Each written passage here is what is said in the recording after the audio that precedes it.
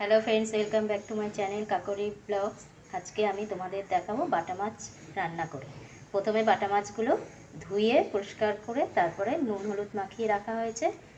कड़ाईते तेल गरम करते देওয়া হয়েছে। এখন মাছগুলো ভেজে নেব। কড়াইতে তেলটা গরম হয়ে গেছে। এখন মাছগুলো আস্তে আস্তে দিয়ে দিচ্ছি কড়াইয়ের মধ্যে। এখানে দেখো বাটা মাছটা একদম জ্যান্ত মাছ বলে তাই এখানে কাঁচকলা, আলু আর পটল দিয়ে করব ঝোলটা বাটা মাছের।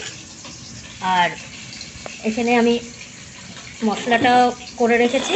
মশলা হচ্ছে ধনে জিরা আর হচ্ছে লঙ্কা বাটা পেস্ট করে নিয়েছি মিক্সিতে। এখন রান্নাটা শুরু করি। মাছগুলো সব ভাজা হয়ে গেছে। এখন কড়াইতে ফোড়নটা দেবো। কি ফোড়ন দিই দেখো, এখানে মেথি ফোড়ন দেওয়া হচ্ছে তেলের মধ্যে। তাহলে বেশ গন্ধটা ভালোই লাগে, ঝোলটা খেতেও খুব ভালো লাগে, সেই জন্য মেথি ফোড়ন দিয়ে রান্নাটা করছি। এবার সব সবজিগুলো দিয়ে দিলাম কড়াইয়ের মধ্যে। পরিমাণ মতো লবণ দিয়ে দিলাম, পরিমাণ মতো নুন হলুদও দিয়ে দিয়েছি।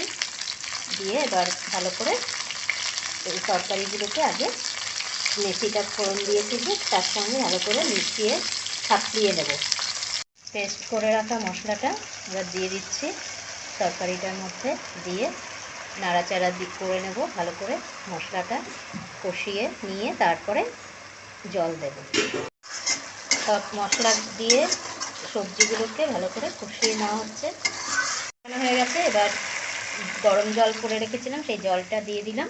এগুলো সেদ্ধ হওয়ার জন্য তরকারিগুলো অ্যালুমিনিয়ামের থালা দিয়ে ঢেকে রাখলাম। তরকারিগুলো সেদ্ধ হোক, তারপরে আবার তোমাদের দেখাবো। ঝোলটা ফুটে গেছে, সেদ্ধ হয়ে গেছে আলু টালুগুলো সব তরকারি। এখন মাছগুলো দিয়ে দিচ্ছি সেজন্য কড়াইয়ের মধ্যে।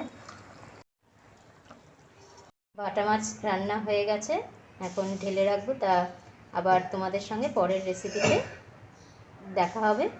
তো আজকের মতো এখানেই ভিডিওটা শেষ করব।